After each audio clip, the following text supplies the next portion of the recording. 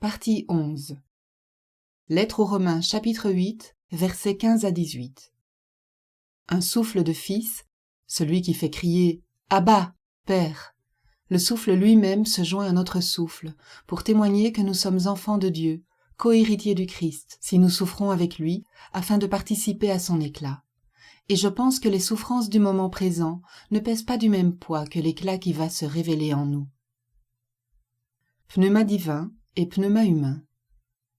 Que veut dire Paul quand il déclare « Le souffle lui-même se joint à notre souffle pour témoigner que nous sommes enfants de Dieu ». Il y a certes le corps psychique, c'est le corps de chair que des énergies psychophysiques immanentes animent. Les énergies immanentes de ce corps sont soutenues par l'énergie divine transcendante, durant le temps biologique qui lui est imparti. Si Dieu retirait son souffle, toute créature expirerait, dit l'Écriture. Mais, bien que le pneuma le soutienne, ce corps psychique est en voie d'extinction spirituelle à cause du péché ou dévoiement. Ce corps est en manque de pénétration pneumatique. Mais Paul prétend qu'il y a aussi le corps pneumatique. Les énergies de ce corps-là ne sont pas seulement soutenues, elles sont imprégnées de la substance du souffle de Dieu lui-même.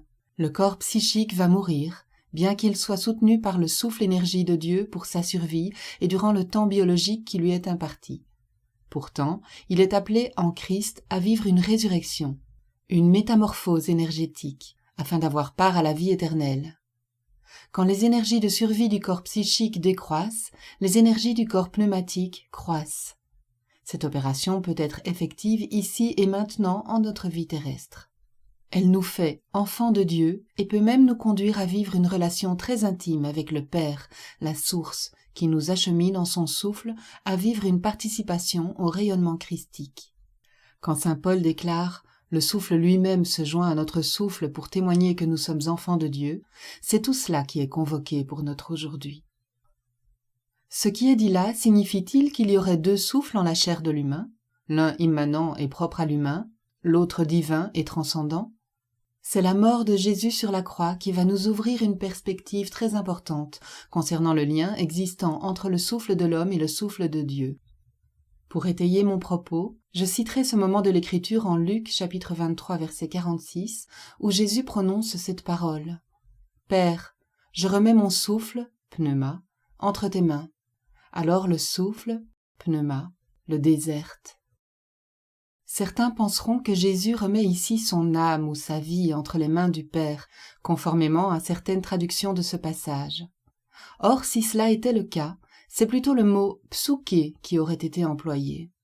D'autres penseront ici que Jésus est en train de dire à son Père céleste que sa respiration va s'arrêter et qu'il la lui remet. Or, si cela était le cas, c'est plutôt le mot « pnoé » qui aurait été employé en grec par Luc. Vocable qui, bien qu'il puisse avoir le sens, tout comme pneuma de vent ou souffle, est généralement employé pour signifier la respiration. Non, c'est bien son pneuma que Jésus remet ici à son Père céleste, alors qu'il va mourir. Si pnoé peut être employé pour signifier un souffle physique, voire la respiration nécessaire à l'homme, comme à toute créature, le pneuma que remet Jésus à son Père est de l'ordre d'une toute autre respiration. Alors que sa respiration va s'arrêter, Jésus remet à son Père un autre souffle, un souffle qui déserte son corps psychophysique, un souffle non physique qui ne lui appartient pas en propre, tout en lui appartenant en propre. Qu'est-ce que cela veut dire? Et comment lire cet événement dans sa dimension spirituelle, anagogique? Jésus meurt sur la croix, sa respiration va s'arrêter, pnoé. Dans le même temps, il semble remettre au Père un autre souffle, son pneuma, qui est souvent traduit par esprit ou âme. Or, dire « je remets mon esprit entre tes mains » ou bien « je remets mon âme entre tes mains » ne signifie pas pour nous aujourd'hui tout à fait la même chose que de dire « je remets mon souffle entre tes mains ». On le voit, les choix faits pour une traduction peuvent avoir des répercussions sur nos représentations. D'ailleurs, quelle que soit la traduction choisie pour rendre compte de ce qu'est le pneuma, nous ne pourrons éviter d'en réduire le sens et la portée. Gardons donc à l'esprit cet éventail de sens et surtout cet immense qui nous précède et nous interdit toute interprétation définitive. Bien qu'ayant fait le choix de privilégier la dimension souffle, c'est-à-dire la réalité énergétique du pneuma, il n'en reste pas moins vrai que le pneuma est à la fois souffle, esprit et âme. Traduire pneuma par souffle, ou esprit ou bien par âme, n'est donc pas faux à condition d'être au clair avec les définitions qu'on en donne et les réalités spirituelles cachées en dessous. Jésus lui-même ne disait-il pas de son Père « Dieu est pneuma, c'est pourquoi ceux qui l'adorent doivent l'adorer en pneuma et en vérité » en Jean chapitre 4, verset 24. Si nous étions cohérents, nous pourrions non seulement traduire par « Dieu est souffle, adorons-le en souffle et en vérité » ou « dans le souffle de vérité » ou bien « Dieu est esprit, adorons-le en esprit et en vérité » ou « dans l'esprit de vérité ». Mais encore, Dieu est âme, adorons-le en âme et en vérité ou dans l'âme de vérité.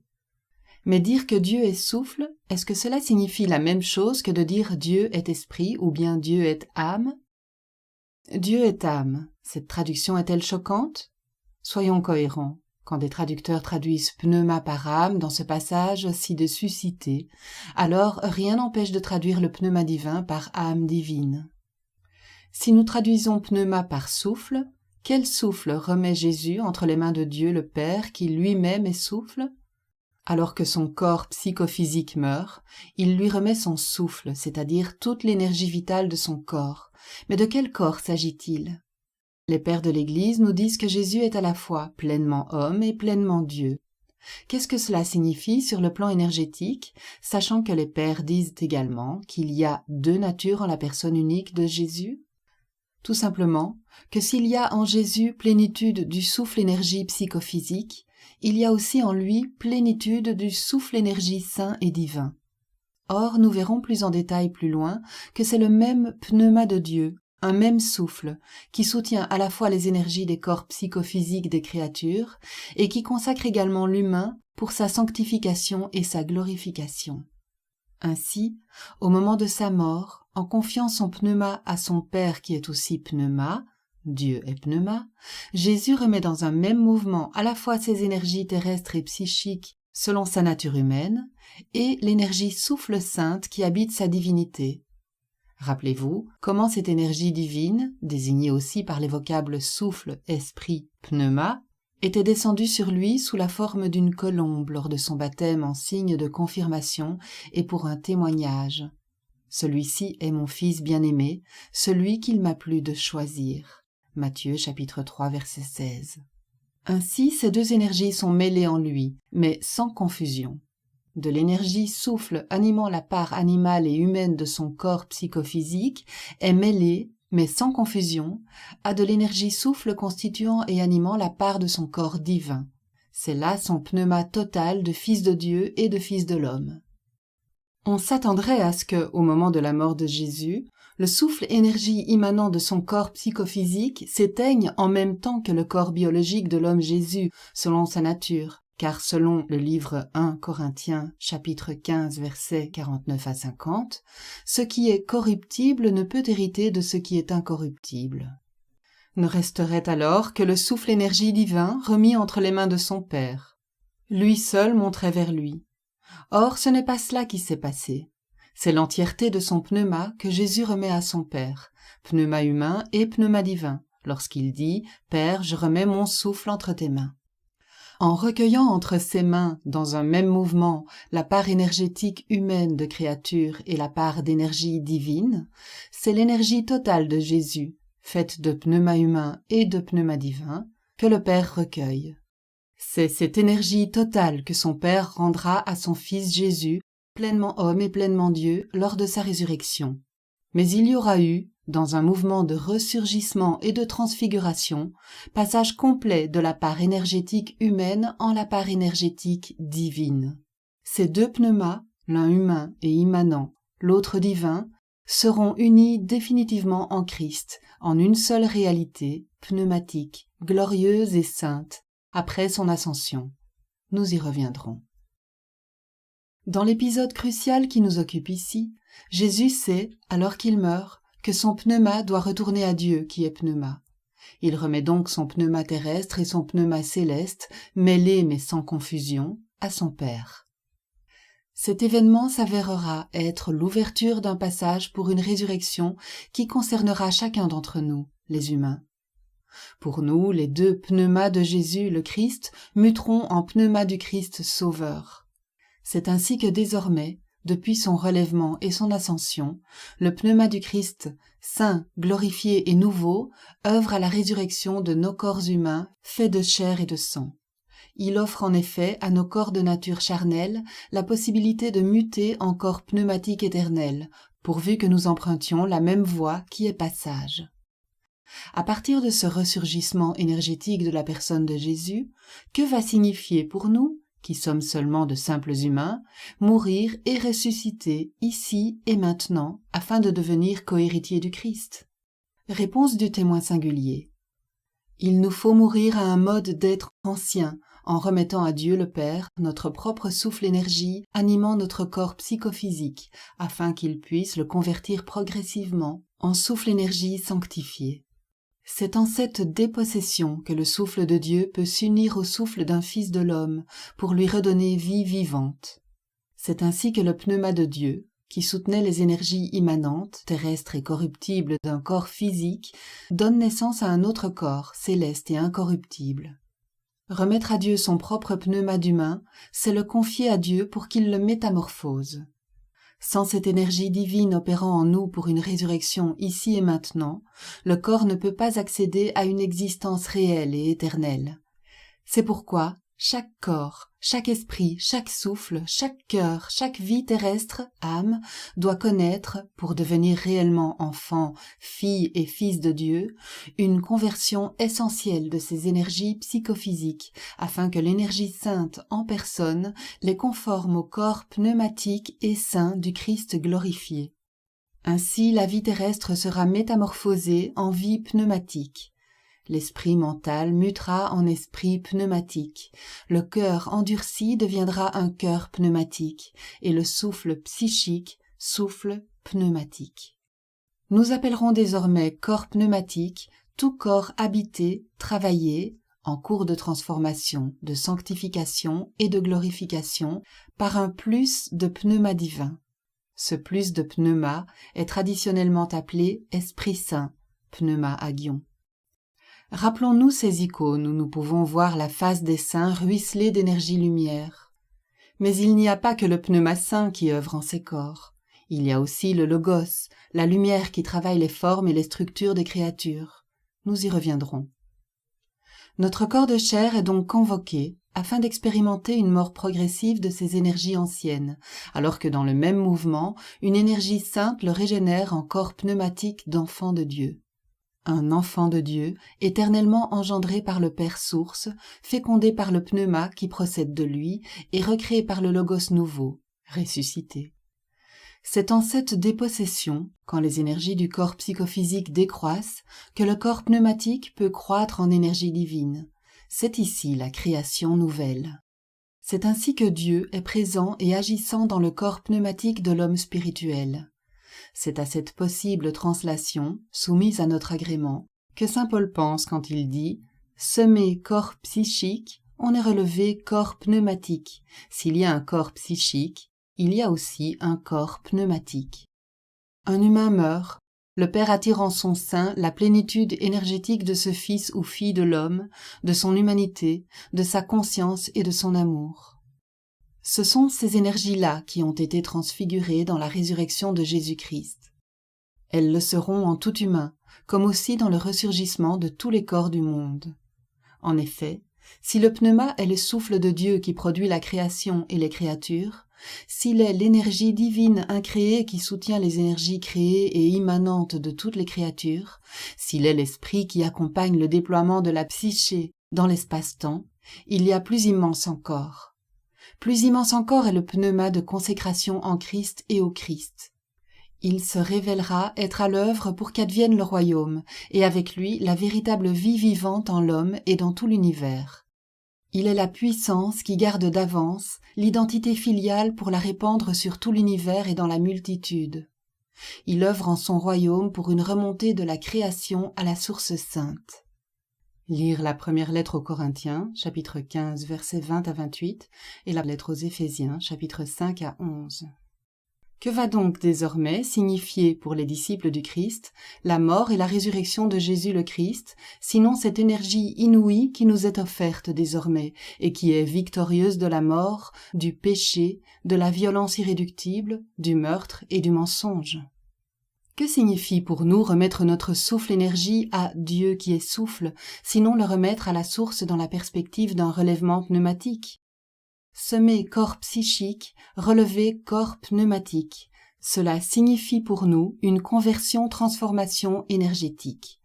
Nous avons à remettre entièrement notre pneuma au pneuma de consécration en Christ, non seulement au moment de notre mort biologique, mais surtout quand, sous la motion du pneuma divin, le monde ancien en nous est conduit à sa nuit de tous les effondrements. Quand tout ce qui faisait notre monde se dégrade et meurt, car il faudra que le monde ancien en nous trépasse, remettre notre pneuma est un acte de confiance en la source de toute vie pérenne. C'est croire que nous avons en cette vie même un corps prédestiné à être saint, car soutenu absolument par l'énergie divine, et pas seulement un intellect. Allons voir du côté du Logos maintenant. Contrairement à ce qu'on entend souvent, ce n'est pas tout Dieu qui est mort sur la croix. Sinon, à quoi nous servirait cette mort qui ne serait pas à la portée de notre humanité, puisque la mort d'un Dieu n'est pas la mort d'un homme?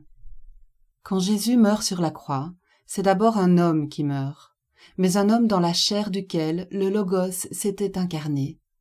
C'est donc aussi le Logos qui meurt sur la croix en même temps que le Fils de l'homme. Certes, Jésus remet son pneuma à son Père afin qu'il le lui redonne dans la puissance lors de sa résurrection. Mais il ne lui remet pas son Verbe, parce que ce Fils de l'homme, qui était Jésus, ne faisait qu'un avec le Logos, qu'une seule personne, qu'un seul sujet. C'est aussi le Verbe de Dieu qui est mort avec l'homme Jésus.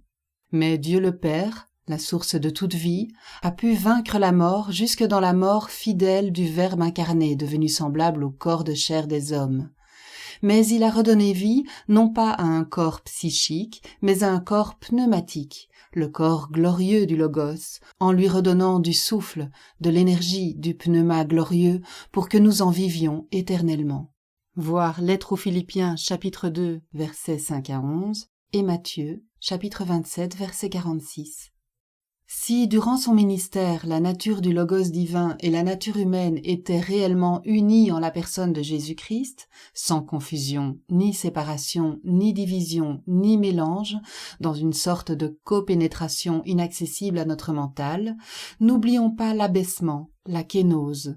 Cet abaissement jusqu'à la croix, qu'évoque saint Paul dans sa lettre aux Philippiens, est une opération. Cet abaissement signifie pour nous un mouvement, un déplacement, une modification ontologique. Ne dit-on pas qu'il s'est vidé, dépouillé de sa condition divine en cet abaissement? Le Logos Dieu, vidé de Dieu jusqu'à l'extrême, désormais abandonné de Dieu, ce Logos s'est fait homme sur la croix, pour que la parole de l'homme devienne Verbe de Dieu. Cela est un mystère immense qui n'est vraiment dévoilé qu'à celui qui fait le chemin à la suite du Christ. Dieu fait homme pour que homme devienne Dieu, disent les pères de l'Église. Cette mort du Verbe fait signe en l'homme. Elle signifie que toute parole ancienne doit mourir pour ressurgir en une création nouvelle et divinisée. Quand une parole ancienne meurt, la parole nouvelle peut ressurgir dans la puissance du souffle saint, et ainsi advenir dans le monde pour se dévoiler en l'intimité de l'humain. Nous tous, enfants de Dieu, comme l'était aussi Jésus, c'est en confiant à notre Père le souffle-énergie qui anime notre corps que le pneuma divin, s'écoulant de la source, le régénérera en l'inondant d'énergie sainte. Nous aurons alors, chacun, la possibilité de devenir un fragment unique et éternel du corps d'humanité, à la fois pneumatique et christique. La deuxième humanité ressurgit d'une opération de régénération de ses énergies et de sa parole. Et effectivement, tout témoin en témoigne, le pneuma christique œuvre à la recréation ou régénération du corps, comme aussi de la parole qui est dans le monde. Remarque concernant les EMI. À la suite de ce qui leur est arrivé, les expérienceurs cherchent à rejoindre des milieux où ils pourront témoigner de leur aventure et trouver des réponses. Or, il s'avère que bien souvent, surtout en France, ces milieux sont anti-religieux. Sous la pression plus ou moins consciente de ces milieux, les expérienceurs prennent distance avec les dogmes, voire les refusent, selon l'idée qu'ils s'en font. Pourtant, paradoxalement, eux-mêmes tentent d'élaborer des théories à partir de ce qui leur a été donné d'expérimenter de la source d'amour, ou même parfois de leur rencontre avec le Christ, en puisant des concepts et des images par-ci, par-là. Or, les dogmes en religion ne sont rien d'autre que le produit d'une longue théorisation élaborée par les anciens, les apôtres ou les pères, à partir de ce qui leur a été donné d'expérimenter de l'amour, directement ou par la médiation d'une présence christique. Ils constituent donc une mémoire. Il m'apparaît que ce ne sont ni le dogme ni la théorisation qui sont problématiques, mais l'utilisation qu'à la suite de ces vivantes élaborations langagières, d'autres ont pu en faire, religieusement certes, mais à partir d'une écoute mentale, morale ou idolâtre, ce qui, au fond, revient au même. J'entends tout à fait la distance nécessaire qu'il faut maintenir avec cet aspect-là de la religion. Mais le risque en refusant d'aller voir ce qui se dit du côté des dogmes, et surtout des pères de l'Église, voire du côté des évangiles, est de se construire malgré tout une dogmatique personnelle à partir d'emprunts spirituels divers et variés, véritable patchwork de concepts et d'images difficiles à unifier. Mais après tout, me dira-t-on, celui qui a eu contact direct avec l'amour divin et vivant n'a plus besoin d'une théorie là-dessus. N'a-t-il pas été libéré des conceptions mentales et de ses idées d'avant? C'est tout à fait exact, sauf que tout humain a besoin de trouver, après coup, un sens à ce qu'il vit. Il n'a alors d'autre choix que de passer par des représentations, ou des interprétations, surtout si son expérience a quelque chose de radicalement neuf et autre. Sans parler de cette nécessité qui pousse les expérienceurs à témoigner. Il leur faut donc donner naissance à leurs paroles nouvelles revenues de la mort. Or, en se coupant des témoins du passé, en ayant ainsi fait table rase d'une possible filiation, l'expérienceur doit construire un modèle d'intelligibilité à partir de lui-même et pour lui-même. Sauf que bien souvent, cet expérienceur est réinterprété par d'autres, notamment des scientifiques ou des médiums. Sauf que tout expérienceur authentique se sait désormais relié aux autres et sait, parce que cela lui a été signifié durant son voyage, quelle est sa mission, essentiellement témoigner en faveur de l'amour et contre le poids de la mort et des illusions en ce monde. Il sait être un témoin qui a vu l'ailleurs de notre condition tragique. Alors, je n'ai pas de solution à imposer, même s'il est facile de comprendre le choix que personnellement j'ai fait. Qualité et intensité pneumatique. Selon la tradition hébraïque, comme pour Jésus et ses premiers disciples, aucune créature ne dispose d'une énergie suffisante pour assurer sa survie. Sans le pneuma de Dieu, donné à l'univers, pas d'existence. Si tu caches ta face, ils sont épouvantés. Si tu leur reprends le souffle, ils expirent et retournent à leur poussière. Tu envoies ton souffle, ils sont créés, et tu renouvelles la surface du sol, nous dit le psaume 104, versets 29 à 30. D'après ce psaume, sans pneuma divin s'écoulant d'une source ailleurs que dans l'univers, pour soutenir la création tout entière inconditionnellement, plus d'énergie créée, plus de survie des êtres vivants, pas de nature, pas de monde, pas d'âme vivante, pas d'existence. Ce pneuma-là est don énergétique impersonnel qui soutient inconditionnellement les énergies immanentes à l'univers et aux êtres vivants. Mais les témoins chrétiens parlent aussi du pneuma saint personnel qui soutient l'amour des créatures. Une fois dit cela, demeure comme un problème. Il a préoccupé bien des spirituels. L'œuvre de ce pneuma-là, ce souffle mentionné dans les psaumes, semble ne rien avoir en commun avec le pneuma saint de Dieu. Aussi, des questions reviennent régulièrement dans l'histoire des idées, sous des formes diverses. Si nous nous en tenons à la Bible, quel rapport y a-t-il entre le pneuma, énergie survitale, qui est dans la nature, où la violence, la cruauté et la mort dominent, et le pneuma saint, l'énergie sainte, qui est amour? N'a-t-il pas été dit plus haut que le pneuma, souffle énergie, dans la nature est donné par le pneuma, souffle divin?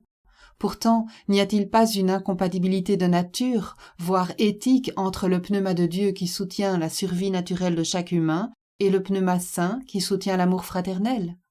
Peut-être y a-t-il deux souffles qui viennent de deux sources différentes, l'une mauvaise et l'autre bonne, comme il est tout aussi possible d'envisager deux dieux créateurs, l'un qui serait bon, l'autre qui serait le mal en personne?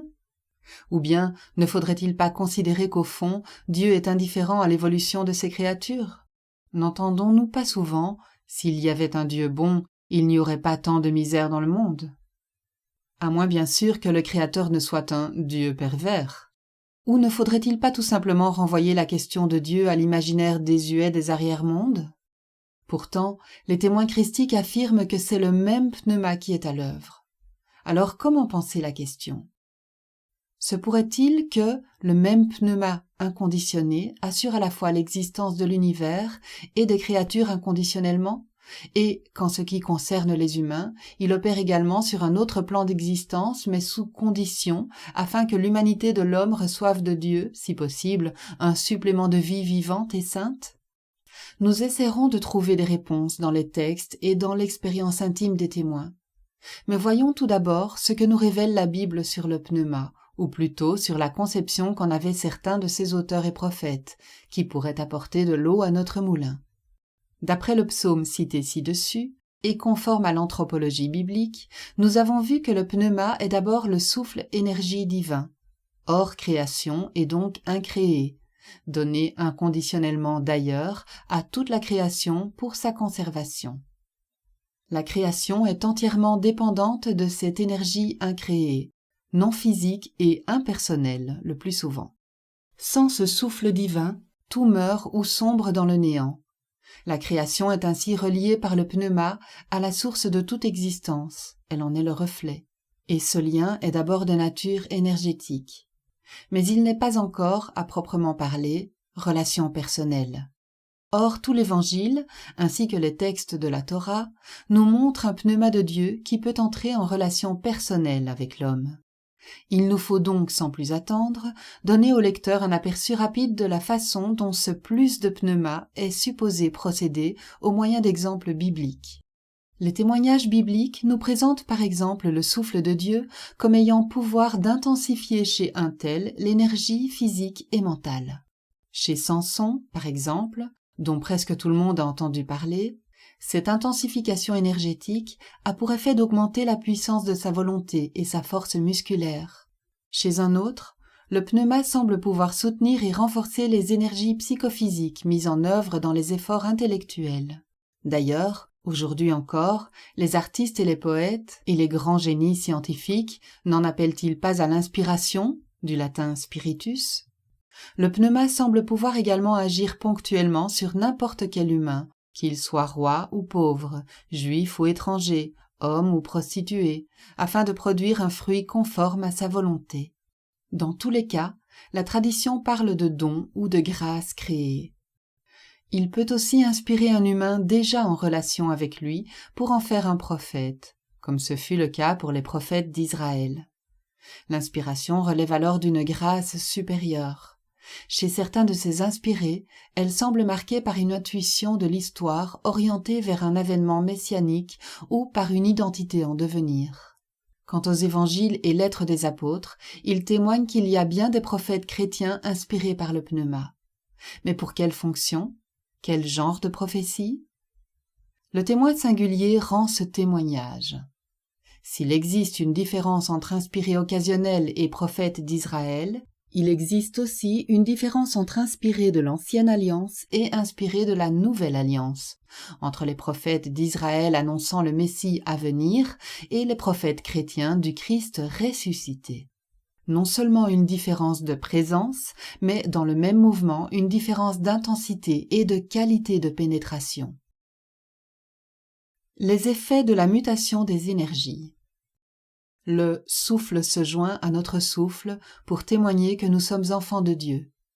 Traduction pour aujourd'hui, à partir de ce qui a été envisagé plus haut, Le souffle personnel de Dieu qui nous sanctifie se joint au souffle impersonnel de Dieu qui assure inconditionnellement notre survie de créature pour témoigner que nous sommes enfants de Dieu.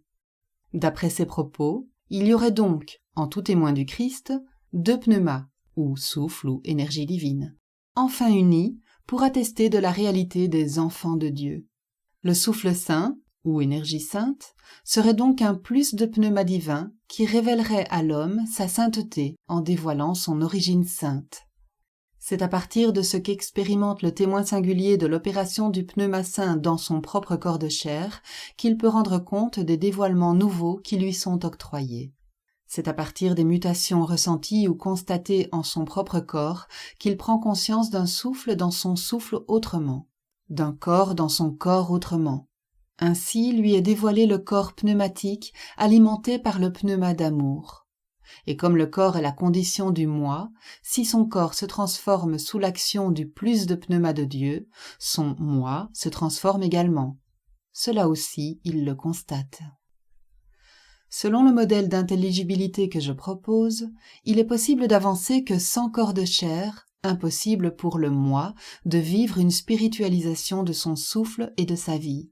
Cette spiritualisation entraîne une transformation effective de tout son être jusqu'à lui faire goûter les prémices de la vie éternelle. De plus, sans cette mutation effective, il serait impossible de théoriser sans trahir ou de dire une parole qui rende compte de la réelle spiritualisation du moi, car nous dit saint Paul, la logique de la chair n'a pas part à cette vie recréée. Il faut donc que le souffle saint de Dieu s'en mêle, jusque dans les profondeurs du corps et de la parole. Tous les témoins christiques ont discerné que le pneuma donné inconditionnellement aux créatures pour qu'elles survivent, pour qu'elles n'expirent pas, ne suffit pas.